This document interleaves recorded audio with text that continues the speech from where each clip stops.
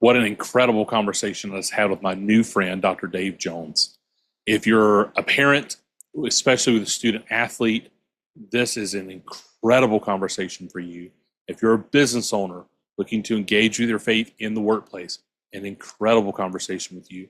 If you have somebody who's struggling in their faith, this is a great conversation for you to be encouraged today.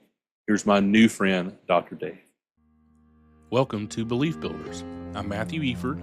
Join me as I sit down with individuals who have found strength, direction, and purpose through their faith. We'll look at the moments that tested their beliefs, the experiences that strengthened them, and the wisdom they've gained along the way. Join us as we build our faith one conversation at a time. Welcome, everybody, to Belief Builders. I'm your host, Matthew Eford, and I'm so excited to have this conversation with my new friend, Dr. Dave Jones. And Dave, you and I had this scheduled last week, and you were very gracious. I had some technical issues as we're traveling in the camper and had to completely reboot my systems. Very, very frustrating. But you're very gracious to reschedule this week. And I'm so excited for this conversation. Those who may not know you, if you're come on, introduce yourself, and what do you do as a profession? Yeah, awesome. Thanks for having me on. And last week, man, like things happen. Hopefully we'll get into this about peaks and valleys Yeah. and how, in your valley, like life's just peaks and valleys. Like the thing about a peak is you're on a peak. Bad thing about a peak is you're going into a valley, technically, That's a fantastic point. Yeah. right? Your relationships with your wife, your significant other, those are peaks and valleys. Your finances, peaks and valleys, and so how we, I think, our true testament of who we are in Christ is when we're in the valley, I love that. right? Yeah. You can be awesome at the top, but what happens when things don't go well in the valley? Yeah. That's where the good stuff comes out, and that's why I've always sort of in the last 13 years chased psychology. Psychology is the study of human behavior, and Okay. in the sports side of things, you know, sports psychology is the study of the human behavior inside of sport. And so when we look at that sports just they have a time sensitive part of them where you have to perform under pressure. Sure. That brings out the best or worst in people. But hopefully we'll get into that. But yeah, so for the last 24 and a half years, I run a Christian advertising agency called M is Good. Okay. Today, we are one of the largest Christian ad agencies in the world. And we're certainly the oldest. We've been around for 24 years. Wow. And I'm very humbled to be part of that organization and to be the leader of that organization. I love that. And so where did the name come from? What So name was Marketing Ministries. And the story is I came out of a pro hockey career and I started working for a television station, Fox TV, selling ads, like Major League Baseball and Sure. football and that kind of. Lord, what do you want me to do with my life in my cubicle? And I just prayed a prayer right there. And I didn't have any business doing anything with marketing. I was a hockey guy, I knew nothing. I did have a bachelor's degree. But so the Lord, I didn't hear an audible voice, but I just had the thought of, what'd you start an ad agency? And I was like, what do I call it? And the words marketing and ministries immediately came to my mind. And I thought, Lord, that is the dumbest name, marketing and ministries.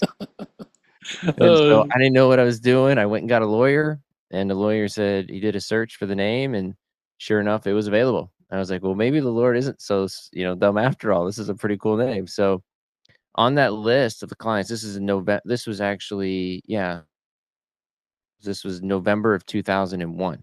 okay. Um, I had this list in front of me, there about 21 clients, and I went to all those clients and said, "Hey, I'm going to start an ad agency, um, and it's going to be a Christian agency, and we're just going to media buyers, so between the church and the media, and be your liaison." And out of the 21, I think 18 said, "We're with you, Dave." Yes, great Wow. idea. It's Wow. awesome. Let's go. So I left in January of 22, and I went back to those clients, and I said, "Hey, I started my company." And they said, "You started what?" I said, "Yeah, you said you were with me." And they're like, So out of those 21, I still with me today. There are 3 with Okay. me today. Okay. So the first year was tough, man. Like, so the agency was built off of commission. So, when you buy media. So that first year I invoiced $15,000 and I made 15%. Wow. The second year was, I think, 38,000. Third year was 60,000. And so for 3 years I was just grinding, Sure. just absolutely grinding. And I don't know what faith I had back then. I definitely had enough not to quit. By the 4th and 5th year, it went 400, 800, and then a million and a million. So it took me 5 years. Wow. Yeah, that's Yeah. amazing. And so you come out of a professional hockey career. Talk to us just a minute about that. Like what was that like, especially as a man of faith? Talk to us a little bit on that side. Yeah, so, I grew up in, Northwest Pennsylvania, just south of Erie, small town called Meadville. At the time, Meadville high school hockey was, on the rise to dominate high school hockey in Pennsylvania. In fact, Okay. today, he's retired now, but the winningest high school hockey coach of all time came out of Meadville, Pennsylvania. His name is James. Wow. Yeah. Okay. So I won 2 state championships there. They went on to win 5 consecutive more years, so 6 years straight after I left. That's wild. And so I went up to my senior year, I went up to, Ottawa and played in Ottawa for a year, and then I played for Cleveland in the North American Hockey League, and then I went overseas and played 4 years in Germany. And so after that, I sort of, said, "Okay, it's time to move on." Sure. And so, Yeah. did you grow up in a Christian home? Did you meet the Lord at a young age, in high school, in college? What was that? What was your conversion story like? So the second time we won the state championship in high school, me and a buddy went out and got absolutely drunk, just smashed Okay. on screwdrivers, so orange juice and Okay. vodka, Okay. and we went underneath this bridge and we just got drunk. And time I just really didn't. Well, it's the first time I really got drunk. I mean, it was bad. Sure. And so the next day, my brother came home from Moody Bible School and asked me, "Hey, do you want to live a life like this?" And I was like, I was so hungover. I want anything but this. And he said, "All right, let's receive Jesus as your Lord and Savior." And I just did, Wow. I just received him right there. And I was 16. It didn't take till about 4 years later, really, just being transparent. Like, Okay. when I was 20 is when I started to really chase the Lord and start asking questions. So it took about 4 years. And so, what did that look like as a 20-year-old when you say chasing the Lord, asking questions? Can you kind of take us back to that moment? What did that look like in young Dave's life? Young Days life is I met this beautiful smoke show of a woman Okay. in Germany who happened to be from Pennsylvania. Wow. Small Yeah. world. So I'm married to her today, 25 years. Congratulations. And we just basically, thank you. We basically said, "Hey, let's do this Christian thing together." And so she was really to me, reading the Bible, going to church, just, straightening up my stuff. Yeah, I love that. And Yeah. as you grew in your faith, talk us back to those kind of early 20s. We've got a large portion of our audience that falls in that 20 to 30 range. They're younger believers. They're looking to grow in their faith, become more established.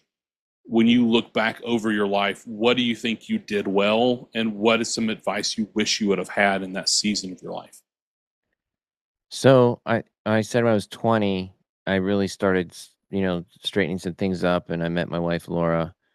But it really, honestly, wasn't until after I left Germany where it really kicked in. So I was like Okay. 24, Okay. and I met a guy. This is a crazy story, but this is what God does, Matt. He just brings us crazy stories, right? Like, so I was in North Carolina, and I was in a Taco Bell, and Okay. this guy comes up to me and just says, "Hey, man, you're a pretty sharp dude." And we just start talking, and he ends up becoming my mentor, and we become friends. There was nothing crazy about it. I mean, it sounds crazy, like he wasn't a pedophile or something like that, it Sure. wasn't like Yeah. wasn't after me for anything really. And, he just, I just opened up to him. He was a man of God. We're still friends today. His name is Derek. And Derek just said, "Hey man, if you don't like who you are, you need to change." And I'm like, "Yeah, what do I need to do?" And he said, and this is when, digital media wasn't a thing. Okay. He said, "You know what? Turn off the television and read these books." I did for 2 years. I turned off the television and I read 60 books. Wow. Okay. What were some of the books that he was encouraging you to read? Uh, How to Win Friends and Influence Oh yeah. People, Maximize Manhood, Who Moved My Cheese, My Father's House, all the John Gordon. Okay. Yeah, um, Millionaire Next Door. Did I say How to Win Friends and Yeah. Influence Yeah. People? Dale Yep, Carnegie. that Yeah. one. Yep, Dale Carnegie. Like, Rich God, Poor God, Rich Dad, Poor Dad. Okay. In fact, I've got in my other room, I've got that same books for my kids. Like, it's in a Yeah. Cool. bag. And I'm like, "Hey guys, when you guys are ready, this bag will be sitting here waiting for you." I love that. I Yeah. love that. Okay. So you move back to the States. Yep. You're in your mid-20s. You meet Yep. Derek. He's mentoring you. He's investing in you. You're growing in your faith. At what point in that process do you become a dad? Yeah, so, I get engaged. Well, I was engaged when I came back. We had a 3-year engagement, and then we got married right around 28. So I had kids when I was 30. Okay. Yeah, and I am proud to say that as of yesterday, I'm officially an empty nester. Kids have been now Congratulations, they're in college, man! man. Wow. All Yeah, right. How does it yeah. feel? It feels amazing. uh, Yeah. we have a 7, 4, and 2 year old at home, Oh so my. we're on the other end of it. So You're right in the middle of it, man. yeah, we're in the thick of it. We're having a Yeah, blast that's though. awesome. Okay, That's awesome. so you look at your life. Let's talk about it from the dad perspective, and then I want to get it as a business owner. Um, Talk to me about how faith, obviously it influences your life. Should influence every part of your life. But let's talk specifically to the dads that are listening to this. How is your faith influencing you as your dad, as a dad? What does that look like for you? It's really hard, Matt, for me to separate those 2 of me and faith because it's just part of my DNA at this point. Yeah, I think I've exercised my faith muscle over the years enough to know that it's just part of me now. I love I think that. it's really scary in the beginning and, having a mentor there to say, there are peaks and valleys, Sure, right? And I've got lots of peaks and valley stories, but um, things are not going to be awesome all the time. The people that say that, life is just, always up and, sure, this way and like, and if that's not happening for you, there's something wrong with you. I just don't think that's life. And so there's always peaks and valleys of good things and bad things, mentally, emotionally, physically, spiritually. But if I go back to answer your question, if I go back and I think about, young Dave was very insecure.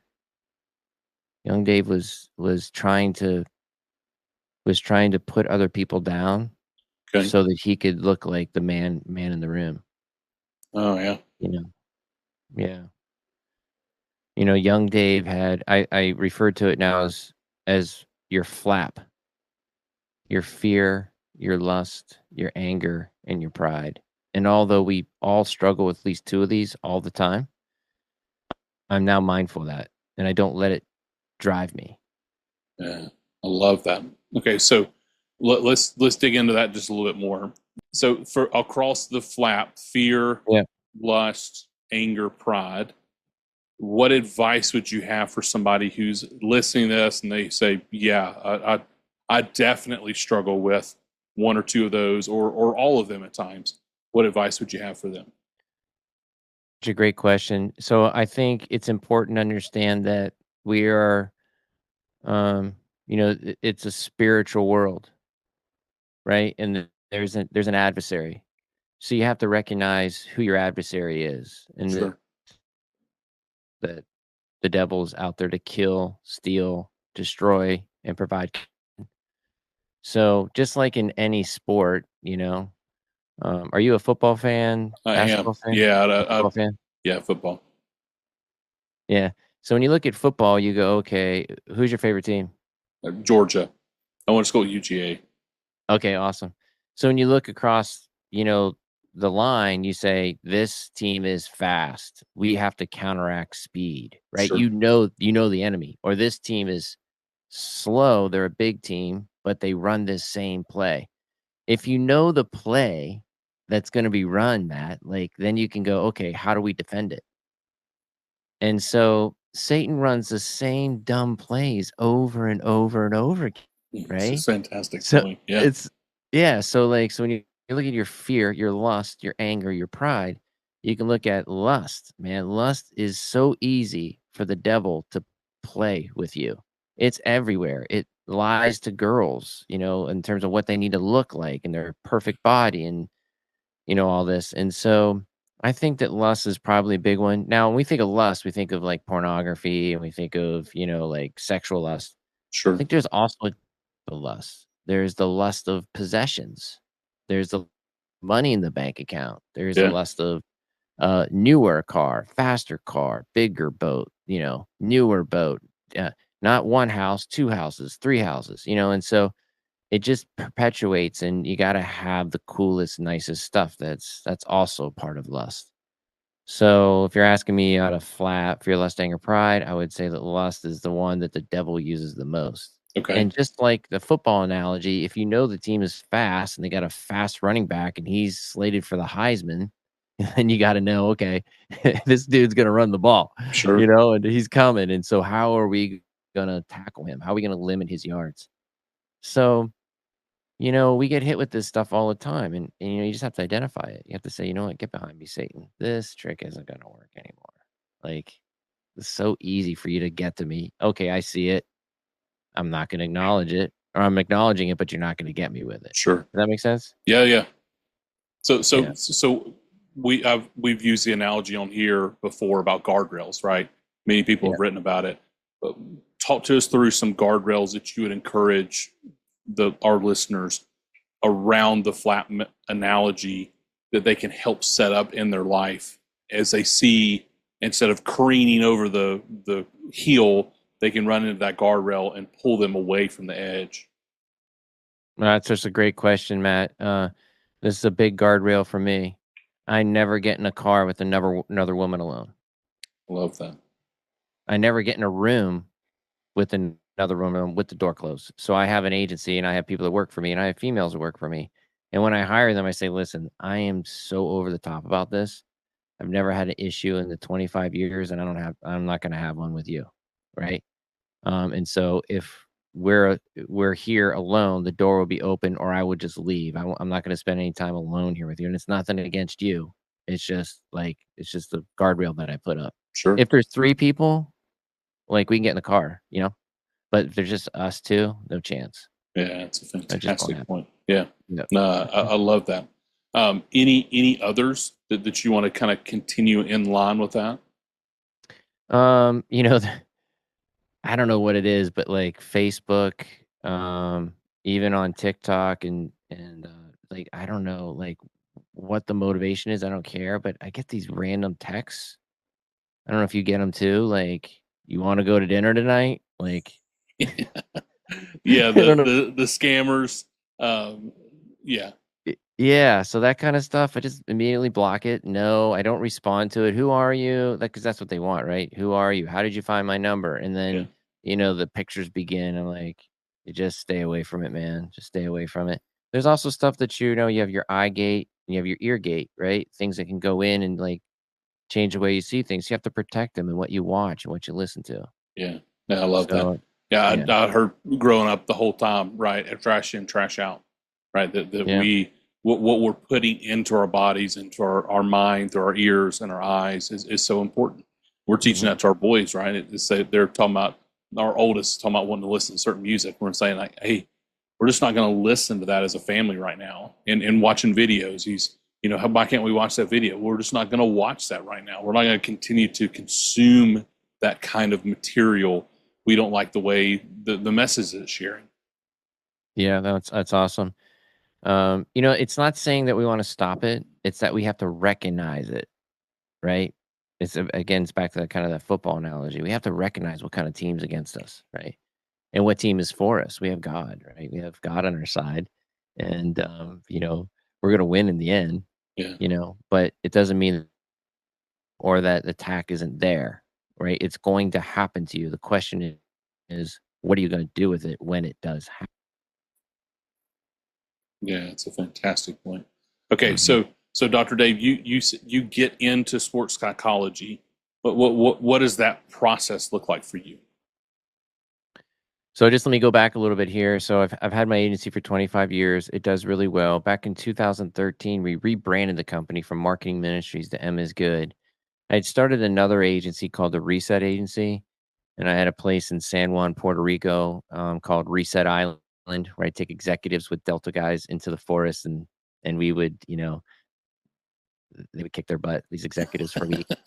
No, Oh, I it's love really that. there's lots of stories there, but so I took Reset and marketing, and I basically pushed them together, and so that's where M is Good came out of. Okay, The name M is Good came out of. And so, from there, quite honestly, I was just like, you know what? I've done project management for a long time now. I want to keep chasing psychology. And so what I did is I went back to school. And there was a point where I had to choose between industrial or relational psychology. And I mean, it was just no chance there. I'm going to pick sports psychology. And sure. then I just said, you know what? I want to be a steward of this, and just want to keep chasing. Wasn't really about the degree. It was just a matter of just chasing it to the end. And so I just kept on going. So it took me 13 years to get the doctorate in sport and performance psychology. And I use it every day with athletes and with executives. Wow. Okay, so talk to me now that you have finished your dissertation. Yep. You've gotten your PhD. You're now Dr. Dave. When you say you use that every day, what does that look like? Yeah. So, when you have a business, and you have employees and you have clients and you have meetings, psychology is everywhere. Remember, it's a study of human behavior. Psychology is everywhere. So it's just a matter of, react to certain messaging. I do a lot of messaging now for some pretty big organizations, um, on either raising the brand perception of Israel or just basic messaging on conversion, in terms of understanding when somebody clicks on an ad, why would they click on it and where do they go? Yeah, And so cool. that whole path, like we spend a lot of money per month on, trying to influence people to go to church, to um, uh, make a donation or download a PDF or think about Israel different. And so that's all part of psychology, Yeah, well, understanding how people think and react. I love that. And then, Mhm. okay, so then talk to me on the sports side. How are you connected in the sports arena still? Yeah, so I work with probably about 10 to 15 players, hockey players. I'm specifically hockey. Okay, I've kind of left the other sports off the table because hockey's what I know. I've been at it for 40 years. But so I work with 10 to 15 players from the NHL down during the season. wow. Okay, so you're talking to a lot of parents that are believers that have kids that are elementary age, middle school, high school age, and they are in sports and they're proactively playing these sports, summer, spring, fall. What would you recommend? What advice would you have to those parents from the sports psychology standpoint of how they can better support their student athletes, their kids as they're playing? Matthew, these are just unreal questions. These are good. These are good, man. Thanks, man. This is a tough one for parents. And trust me, when I say this, before I say it, I've lived it. I totally get it. It's a hard one to swallow, though. Okay. So if you have kids in sports, and I would say if they're from, 15U, so Okay. 15 and below, Okay. 16 is a different animal. 15U is like the biggest advice I can give the parent out there is, you ready? This is tough, is just to have fun with them. Hey, wait, Dr. Dave, say that again, just in case somebody skipped over by accident or they were not listening, they're driving and they missed that. Let's say that one more time. If you have a kid who's 15U in any sport, just have fun with them. Amen. So, this is so hard for parents to want to instruct, tell them how to play better, yell at their kids, yell at the umpires, yell at the refs, have lunch with the coach, just have fun, pay the bills, have fun, and travel with them. Take that time and just really cherish that, because at some point you're going to be an empty nester. The biggest thing that you want to preserve with your child is trust. I love that. And don't let the sport be a wedge, because, you're yelling at them all the time and they never want to play the sport again, and that's their story. Yeah, sure. Have it a story of, "Man, this is something that I did with my dad or my mom, and it was so much fun, and they celebrated me." The identity in Christ and the identity in performance, Matthew, is a Satan's tool. We use language today that actually exasperates the identity crisis. Okay. Tell So me more about that. let me give you an example. "Good job, buddy. Buddy, you did such a good job today." Okay? That is driving the performance, the identity and the performance. So what to your child is, "The only reason that I'm praising you is because you did something well. You kicked the ball, you hit a you hit a ball, you skated hard, you scored a goal," whatever it is. Okay. Now when they don't play, what do you say? "Good job, buddy." See, that's driving a wedge in the trust. They're saying, "What do you mean I didn't play? Or I didn't play a lot? Or when I did play, I I did something, but maybe what they did wasn't very good, but you say, 'Good job, buddy.'" So, better language to use is, "I love watching you play. I Yeah, love being here with you. This is awesome. I love sharing these moments with you." So, "I love watching you play" isn't contingent upon a good performance or bad performance. "I love sharing this time with you," and leave it there. They will talk to you then. But as soon as you say, "Hey, I'm gonna talk to the coach about your ice time or your time on the field," yeah. right? Now you're driving performance. And, I've got a follow-up document, 2 of them actually, that are really strong on driving the identity in Christ, not the identity in performance. I love that. Uh, yeah, So yeah, we're make sure after the fact I can get a link for that and we can put it in the yeah, show notes. That way people can get a hold of that for sure. yeah. I love that perspective, Dr. Dave. And one of the things that I saw, our oldest son ran track this past year, and in many ways loved it. In some ways didn't, but he's 7. I saw two things. One, I saw parents of 7, 8, 9 year olds screaming at their kids to perform better. And I can remember looking at my wife like, this is absurd.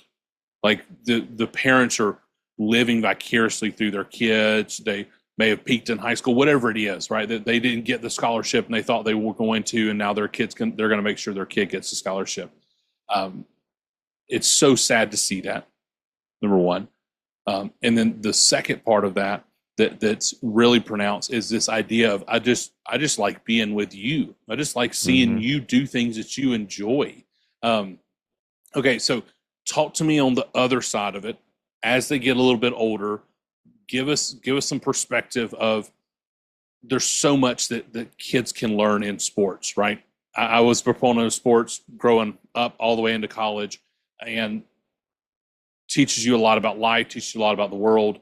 You can learn a lot about your faith in sports, but it teaches you a lot of resilience, how to overcome obstacles, how to overcome in the valleys. What do you do in that valley? Okay, so what advice would you have for parents when they're helping encourage their student, their child who's in a valley, helping them navigate through that?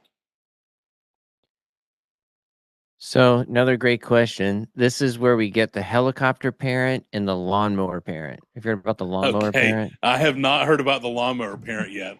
I've heard about the helicopter parent. I cannot wait to hear about the lawnmower parent. The lawnmower parent, mows the lane for them and says you have to Oh, stay in this lane. yeah. Okay. A little different than the hovering parent. And so the lawnmower parent actually does everything for them. Says, here's the lane you stay in. Don't venture outside of it. Yeah. Let me make it nice and So smooth for you. let me make it smooth for you. Oh, you're struggling? Let me take care of this. Yeah. I'll talk to coach. Don't you worry about it. So my advice there is, again, have fun, right? If they have a situation with the coach, it's up to them to go talk to coach. Cool. And if they don't want to talk to coach, you just leave it alone.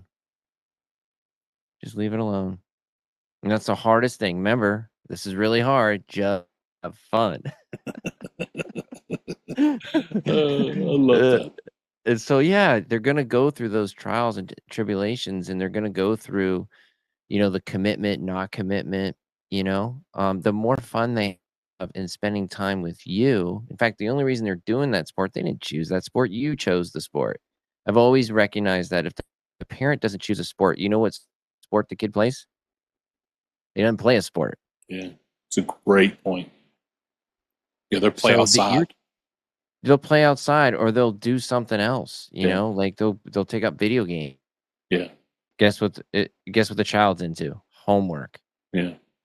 And so you're choosing that path in the beginning for them, nourishing them, you know, and being a ambassador for them and loving on is your place. The reason I draw the line at 15 is because at 16, things start happening. Okay. It's called puberty. Yeah. And the hormones start and they get to drive a car and they get to make their own choices. This is where if they really do love the sport because it's not on you anymore to get their stuff and take them. They're going to take themselves. Yeah. It's a And so great if they're point. not going to do it, and girls and drinking and all that other stuff that Sure. um, comes in, and so they prioritize on their own. And that's where the parent has no choice. So really at 16, 17 is where you see how much you had fun for the last 15 years. If you didn't have any fun, they ain't playing. Yeah. In That's a great hockey, point. the 15 to 16 year is the biggest drop off of players. Wow. Yeah. Wow. It's crazy. The percentage is overwhelming at 15 to 16. Wow. That's fascinating. Yeah. So the advice to parents: make it fun, keep it light. Talk about the enjoyment of seeing them play, the enjoyment of being with them, enjoying time with them. Keep it focused on that. Then when you get into the latter teenage years, what's the transformation come into? Any change for the parents? Do we change the language at which we're encouraging them or challenging them, supporting them? What does that look like? Yeah. Really, you are an ambassador, right? You are an ambassador to your child's growth. Them in a position to win. So winning is getting them, like if they truly want to pursue the sport, elite players, 16, 15, 16, 17, really, they figure it out on their own. They know what they need. They don't need you anymore. You know what they need you to do? Pay the bills. And that's hard too. And Sure. so let's just say golfers, for instance, right? If they're really pursuing golf, they're going to want to go golf. And you're too busy because you're working. So you got to figure out, like how to pay for their golf or how to get them the best golf instruction. They've gone way past your abilities. So now it's how do I get them, in the position to win with the best golfing instructor or the best psychologist or what do they need? And they're going to know. They're going to know what they need. You just got to be able to be in a position to provide that for them. That's And fantastic. and if you can't financially, then you know what? They got to figure that out. They got to go get a job and pay for it themselves. and the winners will rise to the top. The winners will figure that out. They will go do it. Yeah, man, I love that, and I think it's a very timely message as we're heading into the fall now. This when we're doing this interview. This will come out in a few weeks. We're in peak fall sports, and it's just a reminder for all of our parents being in this scenario. I heard it once that they're not handing out scholarships at 15U. They're just not. And so, as a reminder, this idea have fun, I think, is super important. Okay, now let's take it from the perspective as you look at your business, you look at the psychology piece of your business. What advice? We have a lot of entrepreneurs that listen to this. They're looking at it from a faith perspective, but get into the psychology piece. How do we better support our team members? I know it's a loaded question. Let me try to drill down just a second. How do we support our team members on their faith journey as an entrepreneur? What advice would you have there? You're right. There's a lot of variables there. I would say that you being the best example of what the faith journey is probably the most loudest word spoken is your Okay. behavior. Okay. So, lead by example, right? Yeah. If your teammates, if they see you going to Bible study and it's a fun thing to do and you're learning and growing and changing, they're going to want to be part of that. Getting somebody to do something that doesn't want to do it just doesn't work, Sure. right? So, we got to look at it as an opportunity for, what kind of opportunity or culture are we bring people alongside us. I love that. I love that perspective. Okay, so Dr. Dave, one thing I want to make sure is we kind of get to the end of our time. Thank you very Yeah. much for sharing. You're an author, and I don't want to jump over that too quickly. Tell us about how you got into writing, and I know you got a book that just recently came out. When this episode comes out, tell us a little bit more about it. Yeah, I think writing is a lot like songwriting, or making songs. Like it's sort of an outlet for the singer songwriter, or the outlet for in this case the writer. I've always wanted to write a book. This is my second book. I'm a John Gordon fan, so in the John Gordon space, I mean, he's probably the best fable writer ever. Yeah, So my latest book is On Thin Ice, hockey book. It's about a female athlete who, you know, f- who is going through life, and it just a lot of stress happens. And what does she do with that? And she doesn't really know where to turn. I actually, when I was writing the story, I wanted to be more traumatic, like a traumatic event okay, um, that happened to her. But my co-author Karen Ann Moore, she's like, "No, let's just have it be more real and more day to day of stress." And sure, this happened, some things happened to her brother and her dad and her sister and her friend at college, and like all this stress where she doesn't know what to do with it. And a friend comes along and says, "Hey, do you want to see Jesus Christ as your Lord and Savior?" And so love that. it's definitely a faith walk. It's definitely a faith journey. I'm actually pretty excited about this book. The true story is, I wrote it about 12 months ago, and I've been back and forth, and I had to put it down for a couple months, and I just recently went back and read it again. I'm like, "This is a really good book, Wow, man. I'm enjoying yeah, my own writing. I This is love cool." that. It's so So, awesome. So yeah, can you show us a picture of the I cover do. I for those have that are watching on Spotify or YouTube? Yeah, called it's On Thin awesome. Ice. Yeah, with Karen Ann Moore. Karen Ann Moore is, she is one of the biggest, accomplished, authors when it comes to the devotionals. She's written the 1 minute. She's the devotional queen. And so I was really excited to do the book with her. That's fantastic. And then your first book, was that solo or did you have a co-author on that one? I was solo. It's called Vision Wins. In fact, Matthew, I'll send you a signed copy of it. Yeah, please do. Vision Wins is a book. Actually, On Thin Ice is a sequel to Vision Wins. Nice.